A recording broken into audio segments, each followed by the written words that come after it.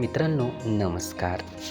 मानसशास्त्रामधील अतिशय महत्त्वाचा घटक आज आपण शिकणार आहोत आणि तो म्हणजे अवधानाची वैशिष्ट्ये. यालाच कॅरेक्टरिस्टिक्स ऑफ अटेन्शन असं इंग्रजीमध्ये म्हटलं जातं. मित्रांनो, अवधान ही व्यक्तीमध्ये दिसून येणारी प्रक्रिया आहे. अवधान प्रक्रिया घडून येत असताना त्यात कोणत्या प्रकारची वैशिष्ट्ये दिसून येतात त्याची चर्चा आपण पुढीलप्रमाणे करणार आहोत. मित्रांनो, अवधानाचे पहिले वैशिष्ट्य आहे ते म्हणजे अवधान विस्तार होय. यालाच इंग्रजीमध्ये स्पॅन ऑफ अटेन्शन असं म्हटलं जातं. यालाच अवधान कक्षा असं सुद्धा संबोधलं जातं. मित्रांनो, व्यक्तीच्या अवधानाला एक प्रकारची मर्यादा येते. व्यक्ती एकाच वेळेस सर्वव्याप्त परिसराकडे अवधान देऊ शकत नाही.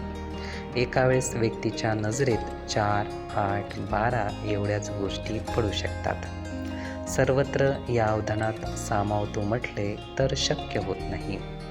व्यक्ती एकाच दृष्टिक्षेपात किती वस्तू, उद्दीपक वा घटक पाहू शकतो याला अवधान विस्तार असे म्हणतात. अवधान विस्तार व्यक्तीचा किती आहे हे मोजण्यासाठी विशिष्टरित्या प्रयोग केले जातात. व्यक्तीला ठिपके किंवा अंक दाखवून सुद्धा अवधान विस्तार मोजता येतो.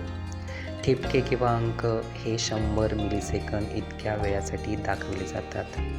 शेवटच्या क्षणी ज्या कार्डपर्यंत प्रयुक्त व्यवस्थित अंक किंवा ठिपके सांगू शकला ती त्याची अवधान विस्तार क्षमता होय. साधारणतः व्यक्तीची अवधान विस्तार क्षमता ही 7 ते 8 ठिपके व अंक असू शकते. मित्रांनो, प्रत्येक व्यक्तीची अवधान कक्षा ही समान नसते. तसेच अवधान कक्षा ही वयानुसार सुद्धा बदलत जाते. लहान मुलांचा अवधान विस्तार कमी असतो तर मोठ्या व्यक्तीचा अवधान विस्तार हा जास्त असतो. अवधानाचे दुसरे वैशिष्ट्य आहे ते म्हणजे अवधान विचलन. यालाच इंग्रजीमध्ये फ्लक्च्युएशन ऑफ अटेन्शन असं म्हटलं जातं. यालाच अवधान दोलन असेही म्हणतात. मित्रांनो, व्यक्तीच्या क्रियाप्रक्रिया या सारख्याच नसतात. त्यात बदल हा वेळेनुसार वा व्यक्तीनुसार पाहायला मिळतो. तसेच व्यक्तीचे अवधान हे प्रत्येक वेळी एकाच वस्तूवर स्थिर झालेले नसते, तर व्यक्तीचे अवधान एका वस्तूवरून दुसऱ्या वस्तूवर व दुसऱ्या वस्तूवरून तिसऱ्या वस्तूवर जात असते. तसेच काही एकाच उद्दीपकाच्या बाबतीत एका टोकाकडून दुसऱ्या टोकाकडे लक्ष जात असते. यालाच अवधान विचलन असे म्हणतात. अशा अवधान विचलनाची कारणे वेगवेगळी असलेले दिसून येतात.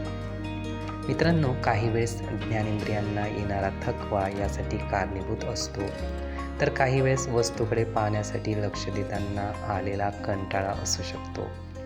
थकवा आल्यानंतर एका वस्तूकडे पाहून थकवा आला असतो, त्यामुळे दुसऱ्या गोष्टीकडे सहजच लक्ष वळते. असा अनुभव आपल्याला वर्गात सुद्धा येतो. काही वेळेपर्यंत लक्ष हे वर्ग शिक्षकांच्या शिकविण्याकडे असते, तर लगेचच बाहेरच्या आवाजाकडे वळलेले दिसते. अशा प्रकारचे अवधान विचलन हे वस्तूच्या आकर्षितपणावर सुद्धा अवलंबून असते. एखाद्या वस्तूबाबत दीर्घकाळ अनुभवामुळे येणारा कंटाळवाणेपणा अवधान विचलनासाठी कारणीभूत ठरत असतो. मित्रांनो, अवधानाचे वैशिष्ट्य तिसरे आहे ते म्हणजे अवधान विभाजन होय. यालाच इंग्रजीमध्ये डिव्हिजन ऑफ अटेन्शन असं म्हटलं जातं. मित्रांनो, एखाद्या वस्तूकडून दुसऱ्या वस्तूकडे लक्ष जाणे आपण पाहिले, परंतु एकाच वेळी 2 किंवा अधिक उद्दीपकाकडे लक्ष देणे म्हणजे अवधान विभाजन होय. बऱ्याच वेळेस अशी परिस्थिती निर्माण होते की एकाच वेळी 2 किंवा अधिक वस्तूकडे लक्ष देणे गरजेचे असते. साधारणतः TV पाहत असताना भाजी चिरणे वा नाश्ता करणे, शेंगा खाणे इत्यादी कामे होत असतात. गाडी चालविणे अशा दोन्ही क्रिया एकाच वेळेस घडून येतात. यामध्ये पहिल्या वस्तूवरून दुसऱ्या वस्तूवर व दुसऱ्या वस्तूवरून पहिल्या वस्तूवर असे लक्ष केंद्रित होत असते. परंतु दोन्हीचे कार्य हे सतत सुरू असते. यापैकी एक कार्य स्वाभाविक सवयीनुसार घडते तर दुसरे कार्य हे यांत्रिकपणे सुरू असते. बऱ्याच वेळी अशा 2 क्रिया एकाच वेळी व्यक्तीकडून घडून येत असतात. असे अर्धे अर्धे एक दुसऱ्या कार्यात अवधान जात असते, परंतु ते सरमिसळ असते. ते विभागले जात नाही, तर कामे एकाच वेळी केली जात असतात. मित्रांनो, अवधानाचे चौथे वैशिष्ट्य आहे ते म्हणजे अवधान विकर्षण. यालाच इंग्रजीमध्ये डिस्ट्रॅक्शन ऑफ अटेन्शन असं म्हटलं जातं. मित्रांनो, एखाद्या उद्दीपक किंवा वस्तूकडे लक्ष दिल्यानंतर त्या अवधानात व्यत्यय येतो वा अडथळा येतो. त्यामुळे अवधान हे दुसऱ्या उद्दीपकाकडे आकर्षित होते. अशी अवस्था बऱ्याच वेळेस दृष्टीस येते. एका गोष्टीत अवधान असताना त्यात अडथळा आल्याने दुसऱ्या गोष्टीत अवधान जाते, याला अवधान विकर्षण असे म्हणतात. मित्रांनो, एका अवधानाच्या प्रक्रियेत अडथळा आणणारी कारणे ही वेगवेगळी असतात. याला कारणीभूत काही शारीरिक आजार असतो, अस्वस्थपणा असतो, तसेच कंटाळा वा थकवा सुद्धा असतो. बऱ्याच वेळेपर्यंत अभ्यास केल्यामुळे आपोआप लक्ष हे मोबाईल वा टी व्हीकडे वळते. यातून अवधानाचे विकर्षण झालेले दिसून येते. अवधान ही गतिशील प्रक्रिया आहे. कोणत्याही उद्दीपकाकडे सद्यस्थितीत असलेले अवधान हे त्याच उद्दीपकाकडे असत नाही, तर त्यावरून ते अवधान दुसऱ्या उद्दीपकाच्या दिशेने आकर्षित होत असते. असे विकर्षण हे आंतरिक व बाह्य घटकामुळे होऊ शकते.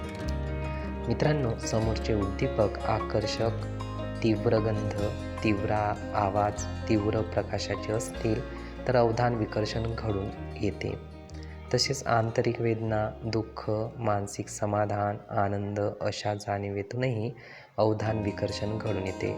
अशा प्रकारे अवधानामध्ये विस्तार, विचलन, विभाजन आणि विकर्षण अशी वैशिष्ट्ये दिसून येतात.